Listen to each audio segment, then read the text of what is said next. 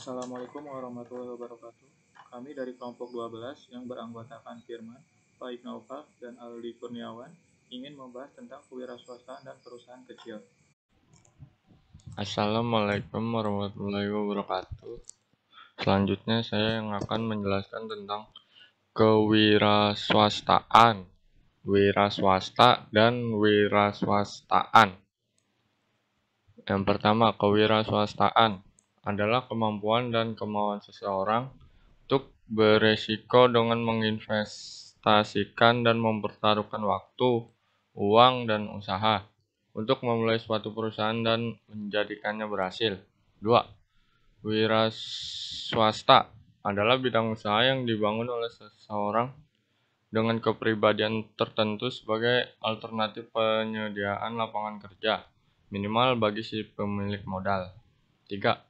Wira swastawan adalah orang yang pandai atau berbakat mengenali produk baru, menentukan cara produksi baru, menyusun operasi untuk pengadaan produk baru, memasarkannya, serta mengatur permodalan operasinya, atau lebih singkatnya adalah orang yang membuka lapangan pekerjaannya sendiri.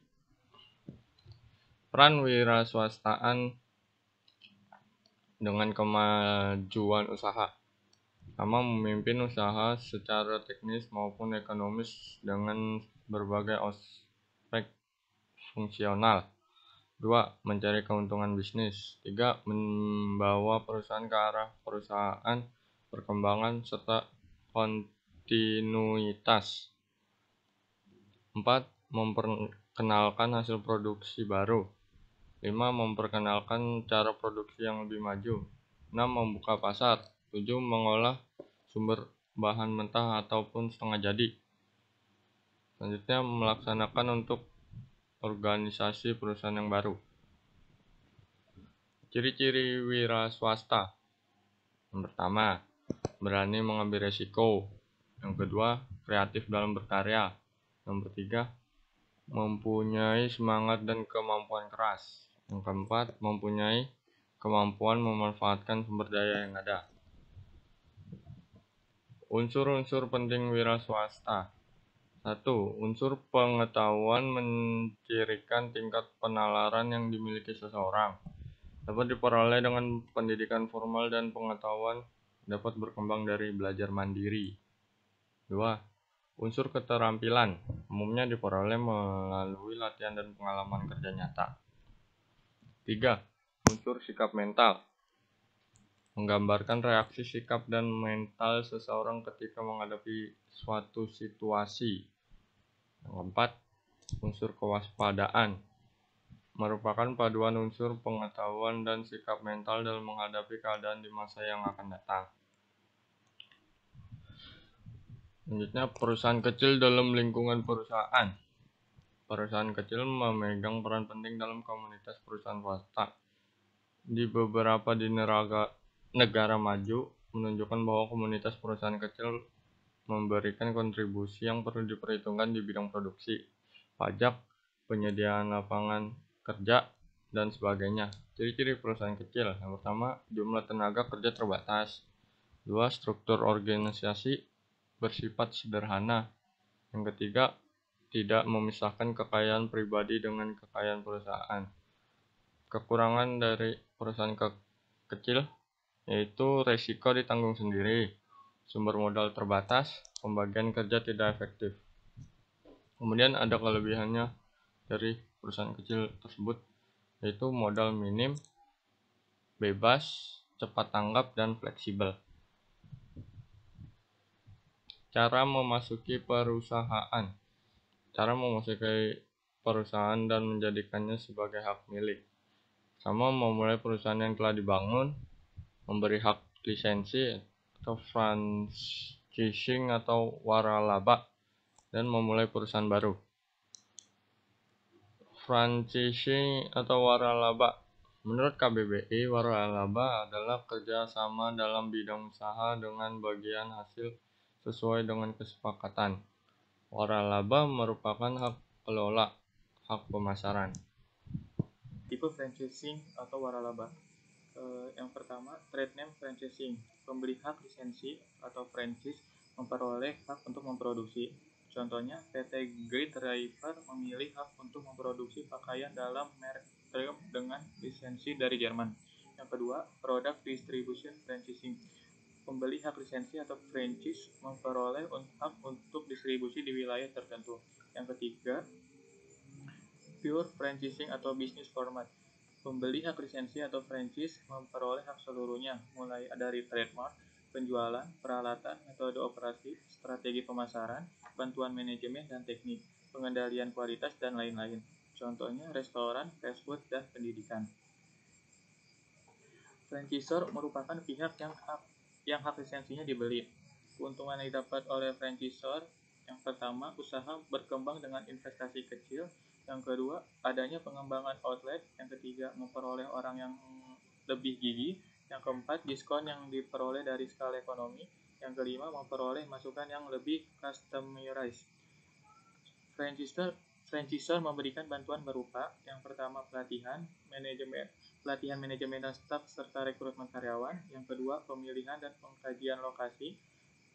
Yang ketiga, rancangan fasilitas dan rencana bangunan. Yang keempat, spesifikasi peralatan dan produk. Yang kelima, dukungan promosi dan iklan. Yang keenam, bantuan pada pembukaan franchise. Yang ketujuh, bantuan dalam pendanaan. Dan yang kedelapan, pengawasan yang berlanjut. Trik memilih usaha waralaba. Produk yang dijual harus disukai oleh semua orang. Misal dalam bidang makanan, rasa harus disukai semua orang. Yang selanjutnya, merek dagang harus sudah dikenal. Merek tersebut biasanya sudah sering dipublikasikan melalui media massa. Selanjutnya, harus standar dalam segala aspek. Aspek terdiri dari produk, manajemen, tata ruang, dan lain-lain. Perusahaan memberi waralaba telah memilih balai pendidikan dan fasilitas latihan.